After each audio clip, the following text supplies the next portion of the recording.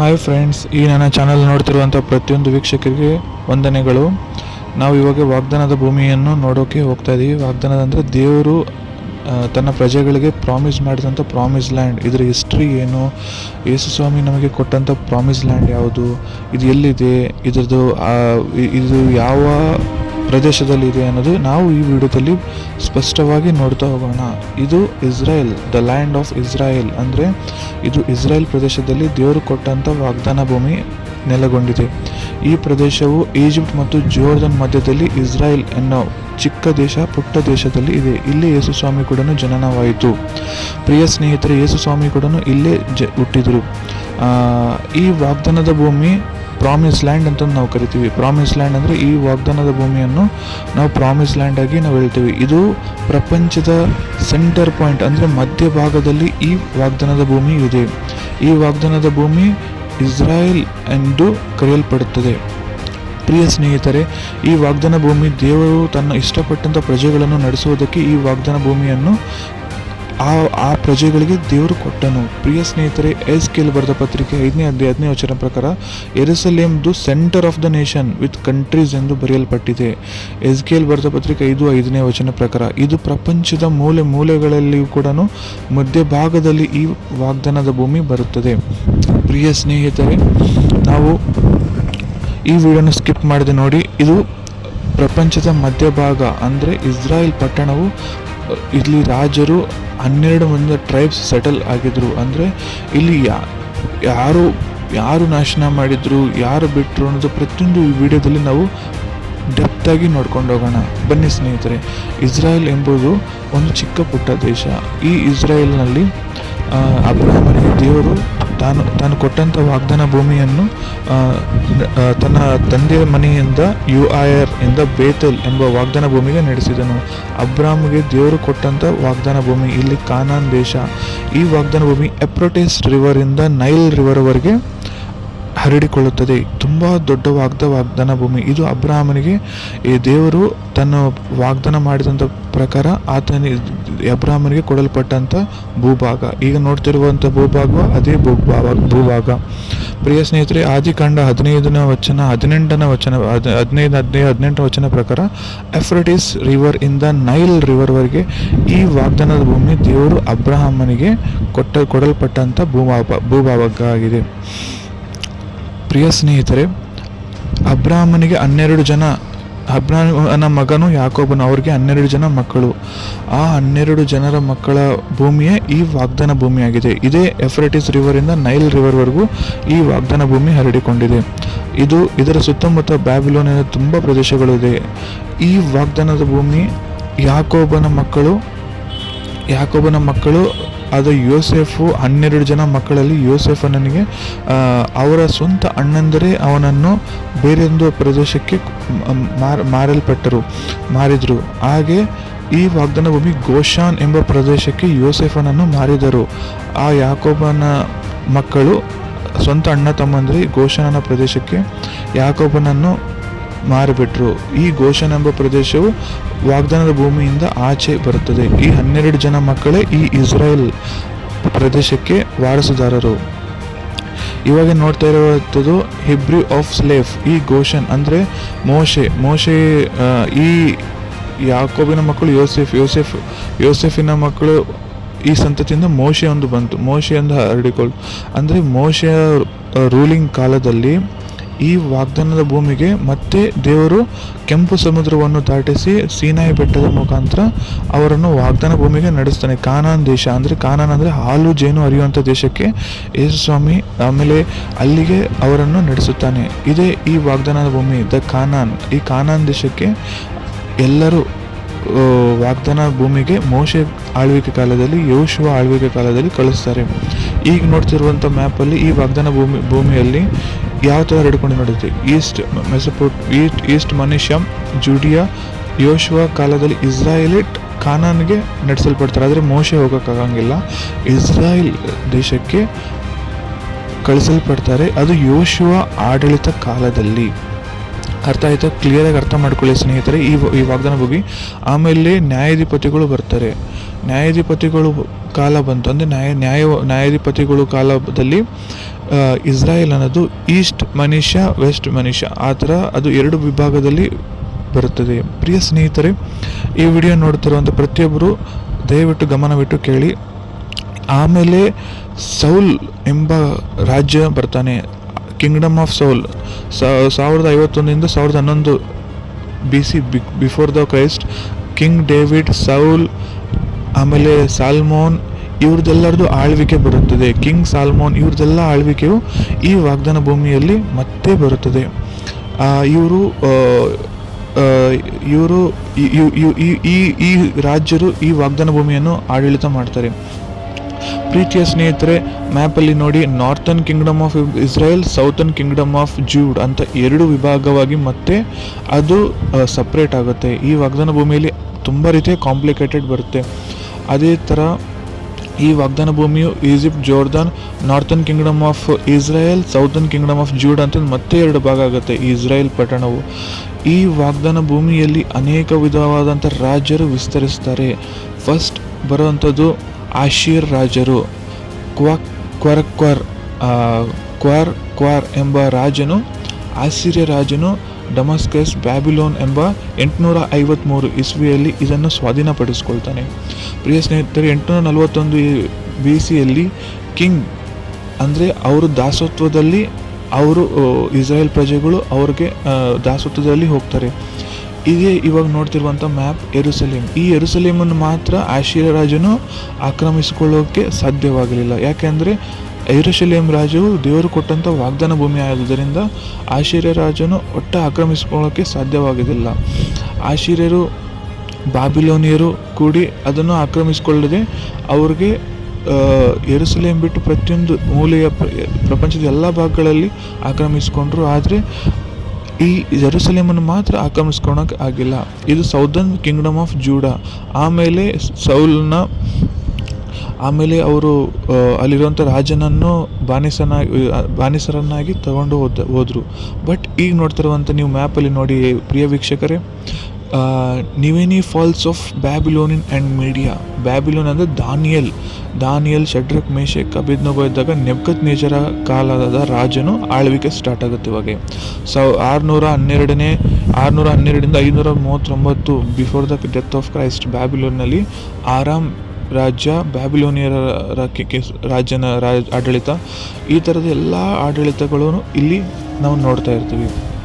ಪ್ರಿಯ ಸ್ನೇಹಿತರೆ, ಇದು ದೇವರು ಕೊಟ್ಟಂಥ ಪ್ರಾಮಿಸ್ ಲ್ಯಾಂಡ್. ಆಮೇಲೆ ಪರ್ಷಿಯ ಸಾಮ್ರಾಜ್ಯ ಬರುತ್ತೆ. ಪರ್ಷಿಯದರು ಅದನ್ನು ಆಳ್ವಿಕೆ ಮಾಡ್ತಾ ಹೋಗ್ತಾರೆ. ಇಲ್ಲಿ ದಾನಿಯೇಲನು ಪರ್ಷಿಯನ್ ಎಂಪೈರ್ ಅನ್ನೋಂಥ ವ್ಯಕ್ತಿ ಈ ಭೂಭಾಗವನ್ನು ಪೂರ್ತಿಯಾಗಿ ಆಡಳಿತ ಮಾಡಿ ಅವನ ವಶಕ್ಕೆ ಪಡಿತಾನೆ.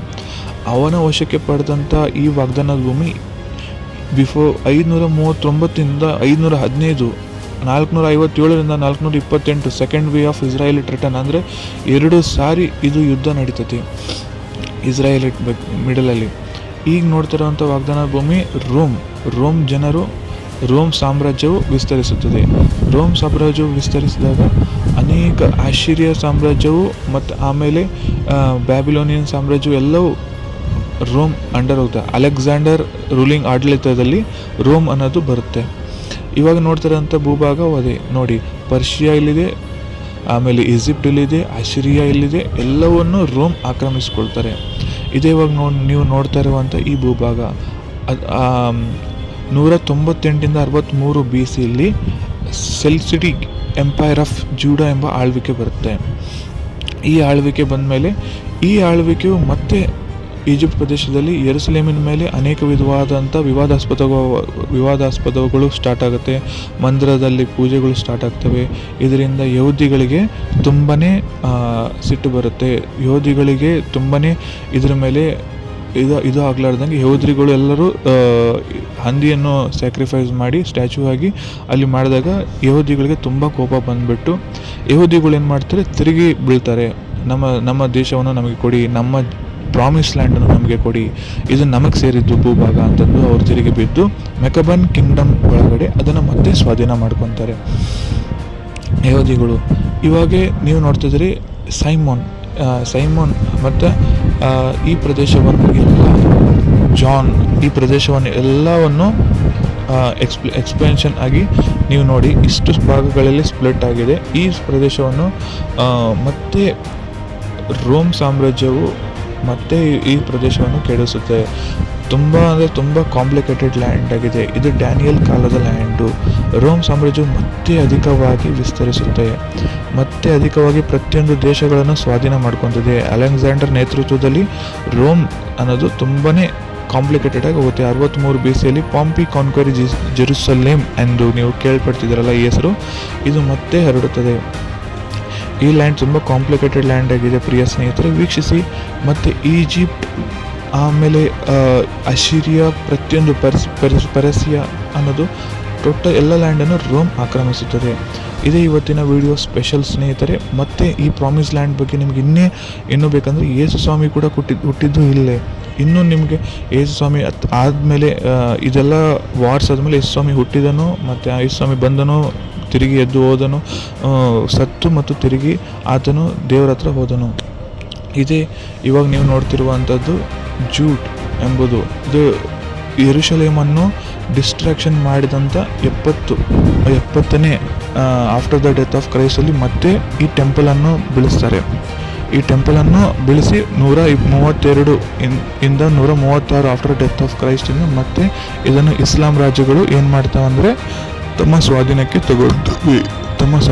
ತಗೊಂಡು ಈ ಪ್ರಾಮಿಸ್ ಲ್ಯಾಂಡಲ್ಲಿರುವಂಥ ಮಂದಿರಗಳು ಕೆಡಿಸಿ ಯೆರೂಸಲೇಮಿನಲ್ಲಿ ತುಂಬ ಗಲಭೆಗಳನ್ನು ಸೃಷ್ಟಿ ಮಾಡಿ ಅಲ್ಲಿ ಮತ್ತೆ ಏಲಿಯನ್ ಕ್ಯಾಪಿಟಲಿನ್ ಆಡಳಿತ ಬರುತ್ತೆ. ಮತ್ತು ಯಹೂದ್ಯರು ಆ ದೇಶವನ್ನು ಬಿಟ್ಟು ಹೋಗಂಗೆ ಮತ್ತು ಎಲ್ಲವೂ ಇಸ್ಲಾಂ ಮತ್ತು ರೋಮ್ ಸಾಮ್ರಾಜ್ಯವು ಅದನ್ನು ಇದು ಮಾಡುತ್ತೆ, ಆಕ್ಯುಪೈ ಮಾಡುತ್ತೆ.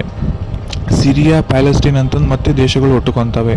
ಇದೇ ಈ ಮ್ಯಾಪಲ್ಲಿ ನೀವು ಕ್ಲಿಯರಾಗಿ ನೋಡ್ತಿದ್ದೀರಿ ಪ್ರಿಯ ಸ್ನೇಹಿತರೆ, ವೀಕ್ಷಿಸಿ. ಇಲ್ಲಿ ನೋಡಿ, ಇವಾಗ ಈ ಮ್ಯಾಪಲ್ಲಿ ನಿಮಗೆ ಟೋಟಲ್ ರೋಮ್ ಆಡಳಿತ ಅನ್ನೋದು ವಿಸ್ತಾರವಾಗಿ ಹರಡುತ್ತಾ ಹೋಗ್ತಾ ಇರ್ತದೆ. ಆಮೇಲೆ ಜೆರುಸಲೇಮ್ ಅನ್ನೋದು ತುಂಬಾ ಪ್ರಾಬ್ಲಮ್ಸ್ ಫೇಸ್ ಮಾಡ್ತಾ ಬರುತ್ತೆ. ಇಲ್ಲಿ ಏನಾಗುತ್ತೆ ನೋಡಿ, 312 ADಯಲ್ಲಿ ಇಲ್ಲಿ ಮತ್ತೆ ಜಗಳಗಳು ಡಿಫೀಟ್ಸ್ ಆಗ್ತವೆ, ಮತ್ತೆ ಹೊಡೆದಾಟಗಳಾಗ್ತವೆ. ಇದು ಎಲ್ಲ ಈ ವಿಡಿಯೋದಲ್ಲಿ ನಿಮಗೆ ಎಕ್ಸ್ಪ್ಲೇನ್ ಮಾಡ್ತಾ ಹೋಗ್ತಿದ್ದೀನಿ, ನೋಡಿ ಪ್ರಿಯ ಸ್ನೇಹಿತರೆ. ಇಲ್ಲಿ ಅನೇಕ ವಿಧವಾದಂಥ ವಿವಾದಾಸ್ಪದವಾದಂಥ ಅನೇಕವಾದ ಈ ಪ್ರಾಮಿಸ್ ಲ್ಯಾಂಡಲ್ಲಿ ನಾವು ನೋಡ್ತಾ ಇದ್ದೀವಿ. ರೋಮ್ನಲ್ಲಿ ಸಾಮ್ರಾಜ್ಯದಲ್ಲಿ ರಾಜನ ತಾಯಿ ಹ್ಯಾಲೆನ್ ದ ಮದರ್ ಎನ್ನುವಳು ಈ ಕ್ರಿಸ್ತನ ಶಿಲುಬೆಯನ್ನು ಕಂಡುಕೊಂಡು ಮತ್ತೆ ಪುನರಾರಂಭ ಅಂದರೆ ಮತ್ತೆ ಕಟ್ಟೋದು, ಮತ್ತೆ ತಿರುಗಿ ಕರ್ತನ ಯೇಸು ಸ್ವಾಮಿಯ ಮತ್ತೆ ಚರ್ಚ್ಗಳನ್ನು ಸ್ಥಾಪನೆ ಆಗ್ತವೆ, ಮತ್ತೆ ಅದನ್ನು ತಿರುಗಿ ಕಟ್ಟಲ್ಪಡುತ್ತೆ. ಅದೇ ದೇವರು ಅಬ್ರಾಹ್ಮ ಕೊಟ್ಟಂಥ ವಾಗ್ದಾನ ಭೂಮಿ. ಅದು 285ರಲ್ಲಿ ರೋಮ್ 2 ವಿಭಾಗವಾಗಿ ಸ್ಪ್ಲಿಟ್ ಆಗುತ್ತೆ. ಸಸಿಡಿಯನ್ ಎಂಪೈರ್ ಅಂತಂದು ಮತ್ತು ಆಮೇಲೆ ಬ್ಯಾಸ್ಟಿನ್ ಎಂಪೈರ್ ಅಂತಂದು. ಸಸಿಡಿಯನ್ ಎಂಪೈರ್ ಅಂತೂ ಬ್ಯಾಸ್ಟಿನ್ ಎಂಪೈರ್ನ 2 ವಿಭಾಗ ವಿಭಜಿಸಲ್ಪಟ್ಟ ಮೇಲೆ ಮತ್ತೆ ಮೇ 614 ಆಫ್ಟರ್ ಡೆತ್ ಆಫ್ ಕ್ರೈಸ್ಟಲ್ಲಿ ಈ ಭೂಭಾಗವು ಮತ್ತೆ 2 ವಿಭಾಗವಾಗಿ 2 ಪಂಗಡಗಳಾಗಿ ವಿಭಜನೆ ಆಗುತ್ತೆ. ಪ್ರಿಯ ಸ್ನೇಹಿತರೆ, ನೋಡ್ತಿದ್ರಿ, ಇದು ಮೊಹಮ್ಮದ್ ಇಸ್ಲಾಮನ್ನು ಮಿಡಲ್ ಈಸ್ಟಲ್ಲಿ ಸ್ಪ್ರೆಡ್ ಮಾಡಿದ್ದಾರೆ. 570 ಆಫ್ಟರ್ ಡೆತ್ ಆಫ್ ಕ್ರೈಸ್ಟಿಂದ 632ರವರೆಗೂ ಈ ಮೊಹಮ್ಮದ್ ಅನ್ನೋ ವ್ಯಕ್ತಿ ಇಸ್ಲಾಮನ್ನು ಈ ಪ್ರಾಮಿಸ್ ಲ್ಯಾಂಡಲ್ಲಿ ಸ್ಪ್ರೆಡ್ ಮಾಡ್ತಾರೆ, ತುಂಬ ವೇಗವಾಗಿ ಹರಡಿಸ್ತಾರೆ. ಇದರಲ್ಲಿ ತುಂಬ ಜನರು ಇಲ್ಲಿ ಬಂದು ಮೌಂಟ್ ಮಸ್ಕ್ ಅಂತಂದು ಇಲ್ಲಿ ಹೋಲಿ ಪ್ಲೇಸಲ್ಲಿ ಕೂಡ ಅವರ ಮಸೀದನ್ನು ಕೂಡ ಅವರು ಅಲ್ಲಿ ಕಟ್ತಾರೆ. ಪ್ರಿಯ ಸ್ನೇಹಿತರೆ, ಈಗ ನೋಡ್ತಾ ಇದ್ದೀರಲ್ಲ, ಉಮಾಯಾದ್ ಆಮೇಲೆ ಅಬಿಸಿದ್ ಕೆಲಿಫೇಟ್ ಅನ್ನೋದು 750 1258 ADವರೆಗೂ ಇಲ್ಲಿ ಸಂಪೂರ್ಣವಾಗಿ ಇಸ್ಲಾಮು ಹರಡಿಕೊಳ್ಳುತ್ತೆ. ಈ ವಾಗ್ದಾನದ ಭೂಮಿಯಲ್ಲಿ ಇಸ್ಲಾಂ ಕೂಡ ಹರಡಿಕೊಳ್ಳುತ್ತೆ. ಪ್ರಿಯ ಸ್ನೇಹಿತರೆ, ನೀವು ನೋಡ್ತಾ ಇದ್ದೀರ ಅಂತಲ್ಲ, ಮತ್ತೆ ಯೆರೂಸಲೇಮ್ ಕೆಡಲ್ಪಡುತ್ತದೆ. ಮತ್ತೆ ಯೆರೂಸಲೇಮ್ ಕೆಡಲ್ಪಟ್ಟು ಮತ್ತೆ ತಿರುಗಿ ಇಸ್ಲಾಂ ರಾಜ್ಯವು ಮತ್ತೆ ಹಬ್ಬಿಕೊಳ್ಳುತ್ತದೆ. ಪ್ರಿಯ ಸ್ನೇಹಿತರೆ, ನೀವು ನೋಡ್ತಾ ಇದ್ದೀರಲ್ಲ, ಇದೆ. ಆಮೇಲೆ ಪೋಪ್ ಅರ್ಬನ್, ಆಮೇಲೆ ಕೆಲವೊಂದಿಷ್ಟು ಜನ ಬಂದುಬಿಟ್ಟು 1147 ಇಂದ ಈ 3 ಸರಿ ಕ್ರುಸೈಡ್ ಮಾಡ್ತಾರೆ. ಅಂದರೆ 3 ಸಾರಿ ಕೂಡ ಈ ಲ್ಯಾಂಡನ್ನು ಮತ್ತೆ ಅವರ ಆಧೀನದಲ್ಲಿ ತಗೊತಾರೆ. ಕಿಂಗ್ಡಮ್ ಆಫ್ ಜೆರುಸಲೇಮನ್ನ ಮತ್ತೆ ಯುರೋಪ್ ಆಗಿ ವಿಸ್ತಾರ ಮಾಡಿಕೊಂಡು ಮತ್ತೆ ಈ ಲ್ಯಾಂಡನ್ನು ಮತ್ತೆ ಆಟೋಮನ್ ಎಂಪೈರ್ ಕಾಲದಲ್ಲಿ ಮತ್ತೆ ತಿರುಗಿ ಪಡೆಯುತ್ತಾರೆ. ಪ್ರಿಯ ಸ್ನೇಹಿತರೆ, ಈ ವಿಡಿಯೋದಲ್ಲಿ ನಿಮಗೆ ಅನೇಕ ವಿಷಯಗಳು ತಿಳಿದುವು ಅಂತ ನಾನು ಅನ್ಕೊತಾ ಇದ್ದೀನಿ. ಮತ್ತು ಈ ಯೆರೂಸಲೇಮ್ ದ ವಾಲ್ ಆಫ್ ಜೆರುಸಲೇಮ್ ಮತ್ತು ಯಾರನ್ನು ಸುಲೇಮಾನ್ ಎಂಬ ವ್ಯಕ್ತಿಯು ಮತ್ತೆ ಕಟ್ಟಿಸಿದನು. ಮತ್ತೆ ಕಟ್ಟಿಸಿ ಮತ್ತೆ ಅದನ್ನು ಪುನರಾರಂಭನ ಮಾಡಿದರು. ಅವಾಗೆ ಫ್ರೆಂಚ್ ಮ್ಯಾಂಡೇಟ್ ಅಂದರೆ ಬ್ರಿಟಿಷಿಂದ ಆಳ್ವಿಕೆ ವಿಸ್ತಾರವಾಗಿ ಹರಡಿಕೊಳ್ಳುತ್ತದೆ.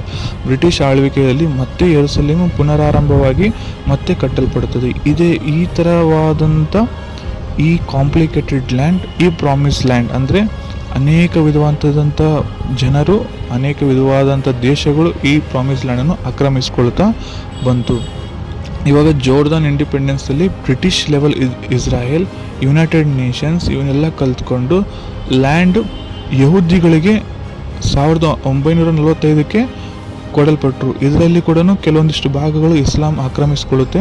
ಆದರೆ ಬರೀ ಮರುಭೂಮಿಯನ್ನು ಇಸ್ರಾಯೇಲ್ಗೆ ಕೊಟ್ಟರು. ಬಟ್ ಆದರೂ ಕೂಡ ಅವರು ಯೆರೂಸಲೇಮ್ ಕೆಲವೊಂದಿಷ್ಟು ಪ್ರದೇಶಗಳನ್ನು ಇಸ್ಲಾಂ ಆಕ್ರಮಿಸಿಕೊಡ್ತಾರೆ. ಆದರೂ ಕೂಡ ಯಹೂದಿಗಳು ಅದನ್ನು ಅಕ್ಸೆಪ್ಟ್ ಮಾಡಿದರು. ಪರವಾಗಿಲ್ಲ, ನಮ್ಗೆ ಇದೇ ಲ್ಯಾಂಡ್ ಕೊಡಿ, ನಾವು ಇದೇ ಲ್ಯಾಂಡಲ್ಲಿ ಇರ್ತೀವಿ ಅಂತ. ಅದಾದರೂ ಕೂಡ ಎಲ್ಲ ಸುತ್ತಮುತ್ತ ಇರುವಂಥ ಎಲ್ಲ ಇಸ್ಲಾಂ ದೇಶಗಳು ಆ ಇಸ್ರಾಯೇಲ್ ಮೇಲೆ ಯುದ್ಧಕ್ಕೆ ಬಂದವು. ಆ ಯುದ್ಧದಲ್ಲಿಯೂ ಕೂಡ ಇಸ್ರಾಯೇಲೇ ವಿಜಯವಾಗಿ ಗೆತ್ತು. ಆಮೇಲೆ ಕೆಲವೊಂದಿಷ್ಟು ಲ್ಯಾಂಡ್ಗಳನ್ನು ಗಾಜಾ, ಆಮೇಲೆ ಕೆಲವೊಂದಿಷ್ಟು ಲ್ಯಾಂಡ್ಗಳನ್ನು ಇಸ್ರೇಲ್ ತನ್ನ ವಶಕ್ಕೆ ತಗೊಂತು. 6 ಡೇ ವಾರ್ ಅಂತ 1967 6 ಡೇ ವಾರ್ ಅಂತ ಅದು ಕೂಡ ಇಂಪ್ಯಾಕ್ಟ್ ಆಯಿತು. ಈಗ ನೋಡ್ತಿದ್ರಲ್ಲ, ಗೋಲಾನ್, ಜೂಡಿ ಆ್ಯಂಡ್ ಸಮಾರ್ಯ, ಗಾಜಾ, ಸೀನಾ ಇವನ್ನೆಲ್ಲವೂ ಇಸ್ರಾಯೇಲ್ ತನ್ನ ವಶಕ್ಕೆ ಪಡೆದು ಮತ್ತೆ ಕಾಂಪ್ಲಿಕೇಟೆಡ್ ಆಗಿ ಮತ್ತೆ ಅದನ್ನು ಭೂಭಾಗವನ್ನು ಕೊಡ್ತು. ಇವಾಗ ನೋಡ್ತಿದ್ರಲ್ಲ, ಪ್ಯಾಲೆಸ್ಟೈನ್, ಇದು ಇಸ್ರಾಯೇಲ್ ಗಾಜಾವನ್ನು ಬಿಟ್ಟಿದ್ದು. 2005 ಇಸ್ರಾಯೇಲ್ ಪೀಸ್ ವಾರ್ ಮಾಡಿಕೊಂಡು ಗಾಜಾವನ್ನು ಅವರ ಸ್ವಂತ ಆಡಳಿತಕ್ಕೆ ಅವರು ಬಿಟ್ಬಿಟ್ಟಿದ್ದು.